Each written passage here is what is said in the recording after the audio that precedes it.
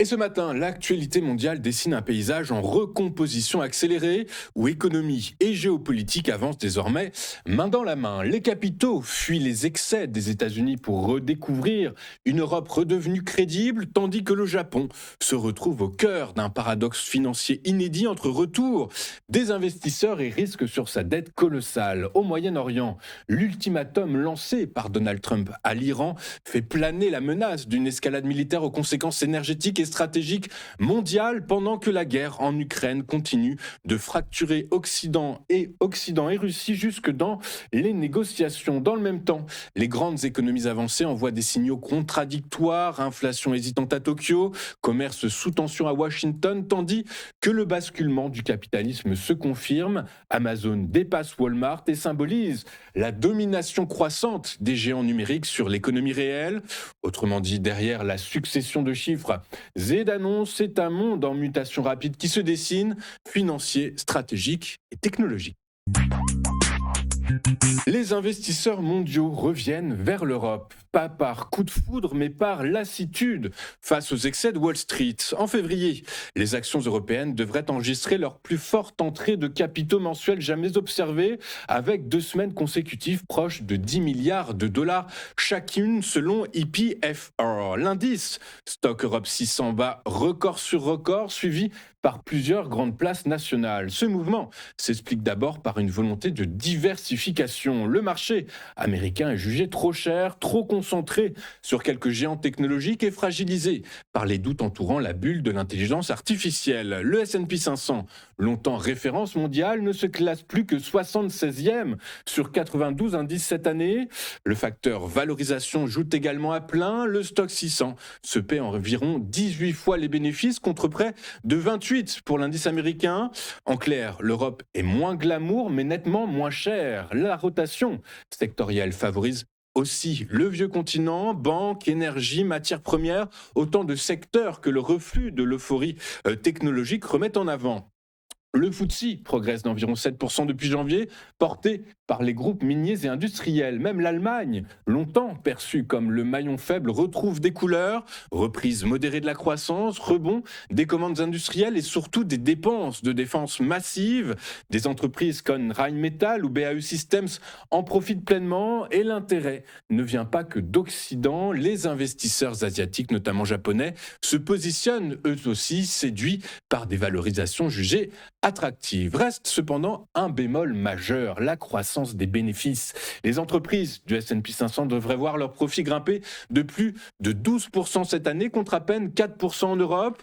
En somme, le continent séduit davantage par ses prix que par ses perspectives. L'Europe n'est donc pas redevenue le centre du monde financier, elle est simplement devenue le plan B crédible, un marché plus raisonnable où l'on vient chercher diversification et sécurité après l'ivresse américaine. En janvier 2026, les obligations d'État japonaises ont soudain retrouvé des admirateurs étrangers. 714 milliards de yens d'achat net en une semaine, un niveau inédit. La région tient moins à un regain d'amour pour Tokyo qu'à la brusque remontée des rendements alimentés par la politique budgétaire expansive de la première ministre Sanae Takahashi. Le 10 ans japonais a ainsi grimpé à 2,34%, un sommet depuis près de 3 décennies, tandis que les maturités longues dépassent désormais 3,5%. Alors certes, les treasuries américains offrent encore davantage, environ 4,2%, mais l'inflation, notez-le, change la donne. Le rendement réel japonais repasse en territoire positif, contrairement à celui des États-Unis. Résultat, les investisseurs étrangers représentent désormais près des 2 tiers des échanges sur les JGB contre une poignée il y a 15 ans. Pour la Banque du Japon, la situation a des allures de victoire ambiguë. La normalisation monétaire attire les capitaux, mais elle renchérit aussi le coût d'une dette publique colossale supérieure à 230% du PIB. Et si les taux s'installent durablement au-dessus de 2%, le service de la dette pourrait engloutir jusqu'à un quart du budget d'ici 2035. Alors Tokyo promet déjà d'intervenir sur les maturités longues sous pression spéculative, tandis que les assureurs accumulent des pertes latentes malgré les garanties officielles. En clair, les obligations souveraines nippones séduisent à nouveau, mais pour des raisons qui fragilisent précisément l'édifice.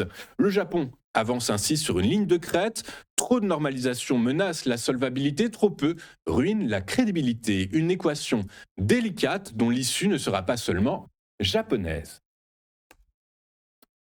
Donald Trump a donné à l'Iran un ultimatum de 10 à 15 jours pour conclure un accord nucléaire assorti de la menace à peine voilée d'une action militaire dans un contexte de montée en puissance américaine au Moyen-Orient. Le président américain a précisé à bord d'Air Force One qu'il s'attendait à un dénouement dans les 10 à 15 jours, ajoutant que de très mauvaises choses, je le cite, arriveraient à Téhéran en cas d'échec, reprenant l'idée que ce délai était à peu près le maximum accordé au régime iranien. La Maison-Blanche affirme que l'objectif reste d'empêcher l'Iran d'acquérir l'arme nucléaire, mais assume une stratégie de pression maximale mêlant déploiement de troupes aéronavales, renfort de défense antimissiles et déclarations coercitives pour crédibiliser cette menace. Les conseillers du président laissent filtrer par ailleurs qu'en l'absence de compromis, des frappes ciblées sur les infrastructures nucléaires iraniennes pourraient intervenir dans les jours ou semaines suivant cette échéance. Téhéran a répliqué de son côté en brandissant sa propre dissuasion.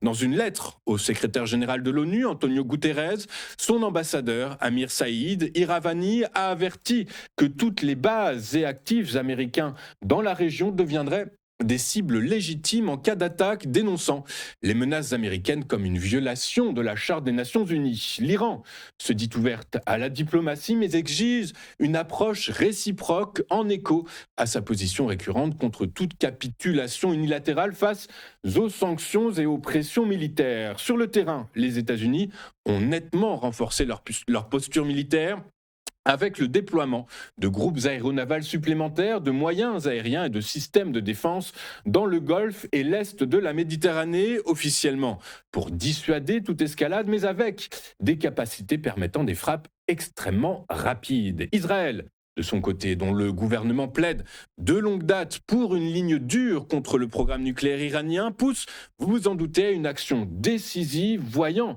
dans cette fenêtre de pression américaine l'occasion d'entamer durablement les capacités de Téhéran. L'enjeu dépasse le seul dossier nucléaire, il s'agit aussi pour Washington de contenir l'influence régionale iranienne, de rassurer les alliés du Golfe et de restaurer une crédibilité dissuasive jugée érodée par les années de tensions et d'attaques par procuration. Mais cet ultimatum enferme les deux camps dans une dynamique d'escalade. Renoncer ou temporiser devient politiquement coûteux, tant pour un pouvoir américain qui a dramatisé l'enjeu que pour un régime iranien qui fonde sa légitimité sur la résistance aux pressions extérieures. Cette séquence illustre donc une constante de la diplomatie moyenne-orientale. La négociation y apparaît moins comme une alternative à la force que comme son prolongement, chaque cycle de discussion étant précédé ou encadré par des démonstrations de puissance. Si un accord voit le jour, il naîtra donc sous contrainte dans un climat de dissuasion réciproque. À défaut, la région pourrait entrer dans une phase d'instabilité aiguë où base détroits stratégiques et milices alliés seraient tour à tour levier de pression ou cible d'attaque. À Bruxelles et dans plusieurs capitales européennes, les chefs du renseignement regardent les négociations sur l'Ukraine comme on observe un train annoncé à l'heure mais qui n'entre jamais en gare. Et en effet, Donald Trump proclame la paix raisonnablement proche, un optimisme presque théâtral, et pourtant 5 services européens anonymes mais lucides sonnent l'alarme. En réalité, Moscou ne négocie pas pour arrêter la guerre, mais pour la prolonger indéfiniment. En effet, les pourparlers de Genève ressemblent à un spectacle bien rodé avec costume impeccable, sourire forcé et communiqué lénifiant. D'un côté, Washington y voit un chemin vers la paix, de l'autre, l'Europe décèle une tactique d'usure. Car l'objectif russe demeure inchangé, démanteler Zelensky, neutraliser l'Ukraine, ériger un glacis face à l'OTAN. Et Poutine ne manque pas d'air. Ses avancées, lentes mais inexorables dans le Donbass, contrôlant désormais près de 20% du territoire, prouvent qu'il peut se permettre cette patience stratégique. Ce qui accentue la fracture transatlantique, c'est que Trump mise sur un coup diplomatique avant les midterms, piloté par Witkoff et Kushner, un tandem fidèle certes, mais inexpérimenté face au Kremlin. L'Europe, elle tremble à l'idée d'une paix bâclée qui légitimerait les annexions russes, créerait un précédent fatal et fracturerait l'alliance. Moscou exige le Donetsk intégralement, Kiev refuse catégoriquement, et bien plus, une concession ne ferait que lancer le premier épisode d'une série sans fin à la manière d'un abonnement géopolitique. Pendant ce temps, en coulisses, le Kremlin agite des carottes colossales, des projets bilatéraux à 14 000 milliards de dollars, incluant énergie et minerais rares, et même si l'économie russe vacille, croissance à 1%, taux à 15,5%, réserve énergétique érodée, elle résiste grâce au contournement des sanctions et aux alliances sud-sud. Ainsi, Moscou joue la montre, une érosion lente, non, un effondrement juste assez pour tenir jusqu'à l'usure occidentale. Au final, la vraie bataille se livre à Genève et non dans le Donbass. Trump veut un trophée électoral, Poutine une recomposition systémique de l'Europe post-soviétique, l'Europe des garanties autant crédibles. Résultat, pas de paix imminente, mais une guerre hybride où la diplomatie devient le nouveau front, l'Ukraine paie le prix, l'Occident sa désunion et la guerre reste vide. Et la gare reste vide. L'inflation au Japon a nettement ralenti en janvier. L'indice des prix à la consommation hors produits frais n'a progressé que de 2% sur un an, au plus bas depuis 2 ans, après 2,4% en décembre. Dans la foulée, le yen s'est déprécié autour de 155 pour $1, signe que les marchés doutent encore d'un virage ferme de la politique monétaire nippone. L'inflation globale retombe même à 1,5%, repassant sous la cible officielle pour la première fois depuis 2022. Mais l'inflation sous-jacente, c'est-à-dire hors énergie et produits frais, reste, elle, à 2,6%, preuve que certaines tensions persistent. Autrement dit, les prix ralentissent, mais pas forcément pour de bonnes raisons. Le reflux s'explique surtout par des facteurs temporaires. La baisse de 5,2% des prix de l'énergie grâce aux mesures fiscales du gouvernement Taikaichi, la modération des prix alimentaires et des effets de base favorables. Les services, indicateurs clés d'une inflation durable, ne progressent eux que de 1,4%. Quant au riz, symbole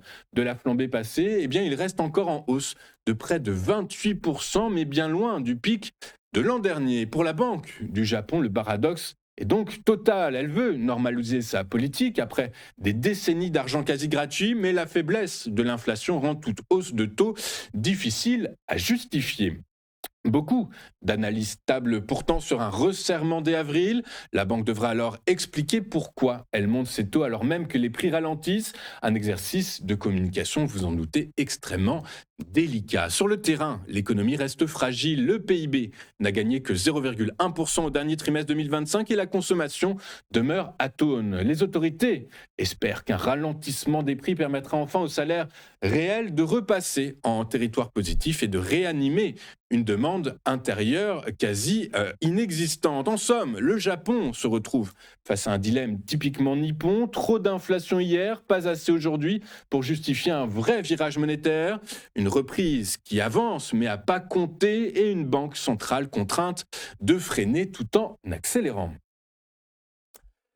L'économie américaine envoie des signaux contradictoires. D'un côté, un déficit commercial qui s'aggrave, de l'autre, un marché du travail qui se stabilise, et ce sans vraiment convaincre. En décembre, le déficit commercial américain a bondi à 70,3 milliards de dollars contre 53 milliards le mois précédent et bien au-delà des attentes des économistes. Une fin d'année spectaculaire, marquée par une envolée des importations, plus 3,6% à 357 milliards de dollars, alors que les exportations, elles, reculaient de 1,7%. Alors malgré la rhétorique protectionniste du président américain Donald Trump, eh bien l'Amérique continue donc d'acheter massivement au reste du monde. Sur l'année, le déficit frôle même les 900 milliards de dollars, à peine moins qu'en 2024. Une stabilité trompeuse. Les flux commerciaux ont été bouleversés par la hausse des droits de douane, la chute des exportations d'or et le boom des importations d'équipements numériques. Les barrières tarifaires ont donc déplacé les échanges sans réduire la dépendance extérieure.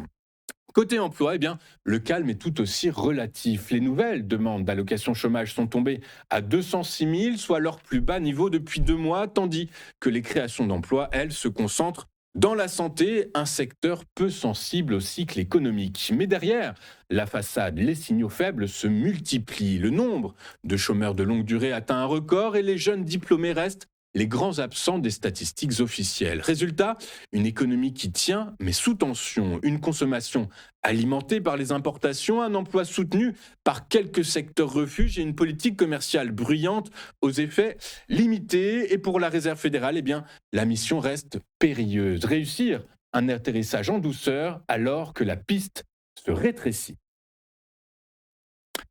C'est un basculement symbolique autant qu'économique. Amazon est devenue en 2025 la plus grande entreprise mondiale en chiffre d'affaires, détrônant Walmart après 13 ans de règne sans partage. Le géant du commerce en ligne a généré 717 milliards de dollars contre 713 milliards pour son rival historique. Une victoire très courte mais lourde de conséquences. L'économie numérique vient officiellement de dépasser le temple de la grande distribution physique. Fondée en 1994 par Jeff Bezos comme simple librairie en ligne, Amazon s'est métamorphosée en conglomérat technologique. Le véritable moteur de cette ascension n'est plus la vente de produits, mais le cloud. Sa filiale, Amazon Web Services, a généré près de 129 milliards de dollars l'an dernier avec des marges très supérieures au commerce de détail. À cela s'ajoutent plus de 100 milliards provenant de la publicité et des abonnements Prime, preuve qu'Amazon vend désormais autant des services que des objets. Le commerce, pour le reste, le commerce pur reste néanmoins colossal. 464 milliards de dollars proviennent des ventes sur ces plateformes et celles des vendeurs tiers. À l'inverse, Walmart demeure largement dépendant du modèle traditionnel. Plus de 90% de ses revenus proviennent en effet encore de ses magasins et de son site marchand. Pour autant, le géant de l'Arkansas n'est pas à l'agonie. Sa capitalisation boursière a franchi même les 1000 milliards de dollars, une première pour un distributeur classique, et son transfert vers le Nasdaq vise clairement à séduire les investisseurs technologiques. Aux États-Unis, l'enseigne attire désormais les classes moyennes et supérieures en quête d'économie, grignotant des parts de marché à Target. Et sous la direction de John Furner, les ventes américaines ont encore progressé de 4,6% au dernier trimestre. Autrement dit, Walmart ne disparaît pas, il s'adapte. Mais le message est pourtant clair, dans le commerce du 21e siècle, posséder des entrepôts de données vaut désormais davantage que posséder des rayons. Nous allons désormais regarder un instant ce que les investisseurs vont suivre de très près aujourd'hui, et beaucoup de micros avec la publication de Danone et Air Liquide en Europe. Et côté macro, eh bien, c'est à la fois le marché, l'évolution des prix, l'inflation aux États-Unis avec la publication du fameux indice PCE qui sera à regarder très près. Également la trajectoire de croissance américaine avec la publication de l'évolution du PIB américain. Le PIB américain pour le T4, alors c'est une estimation encore, il est modélisé par les économistes à plus 2,8% en séquentiel, c'est-à-dire en trimestriel, contre 4,4% précédemment. Regardons désormais ce qu'il s'est passé sur les principales places financières de la planète hier, et les principales places européennes ont clôturé dans le rouge hier, plombées par un déluge de résultats d'entreprises mitigés et une défiance persistante envers Wall Street. À Paris, le CAC 40 a reculé de 0,36% à 8398 points. Le FTSE a perdu 0,55%, le DAX 1,03%, l'Eurostoxx 50 a cédé 0,72% et le Stoxx 600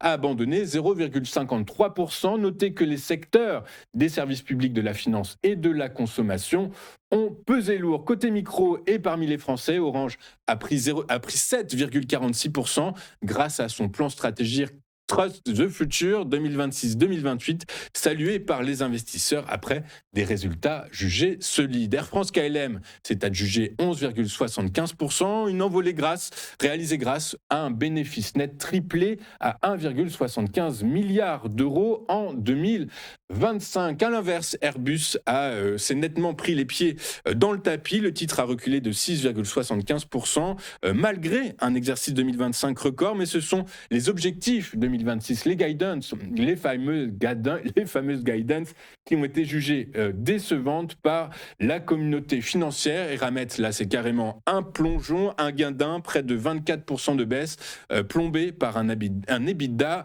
ajusté en chute de 54% sous l'effet des prix des métaux et d'un changement défavorable. La bourse de New York a terminé en baisse hier, affectée par les pertes des sociétés de capital investissement et le recul des valeurs tech, notamment Apple qui a perdu 1,4% et Walmart. Les investisseurs restent prudents. La valorisation élevée des géants technologiques et l'essor rapide de l'IA alimentent l'incertitude, limitant tout rebond malgré des résultats industriels solides. Le Dow Jones a cédé 0,54% à 49 395 points. Le S&P 500, 0,28% à 6 861 points. Le Nasdaq a, lui, reculé de 0,31% à 22 682 points. Les cours du pétrole ont bondi hier à leur plus haut niveau en 6 mois, dopé par l'escalade des tensions entre Washington et Téhéran. Donald Trump, je vous le rappelle, a imposé un ultimatum de 10 à 15 jours pour un accord nucléaire menaçant de mauvaises choses, je le cite, si les négociateurs ne trouvent pas de compromis. L'Iran, évidemment, de son côté, défend son enrichissement civil. Le spectre d'un blocage du détroit d'Ormuz, par lequel, je vous le rappelle, transite près de 20% du pétrole mondial, hante les esprits des opérateurs. La chute surprise par ailleurs des réserves américaines et la vigueur de la demande des produits en essence amplifient par ailleurs la prime de risque sur les marchés pétroliers. Dans ce contexte, le Brent a gagné 1,86% à 71,66 $ le baril, touchant 71,76 $ même. Le WTI de son côté a progressé de 1,9% à 66,43 $ avec un pic à 66,88 $, un plus haut depuis l'été dernier. Un baril à 80 $ n'est désormais donc plus une chimère si la prime de risque géopolitique s'amplifie sur fond d'exacerbation des tensions, voire de conflits ouverts. L'énergie, seul secteur vert hier à Wall Street, plus 0,6%, qui confirme donc cette tendance. Nous allons marquer une toute première pause dans cette édition du 20 février 2026 du live de TV Finance, et dans un instant, juste après, nous retrouverons Antoine Quesada et son Chronoca qui va nous expliquer dans quelle mesure, comment aborder une séance particulièrement prudente, particulièrement tiraillée entre un bruit assourdissant géopolitique et une microéconomie qui ne va pas si mal que cela. À tout de suite sur TV Finance.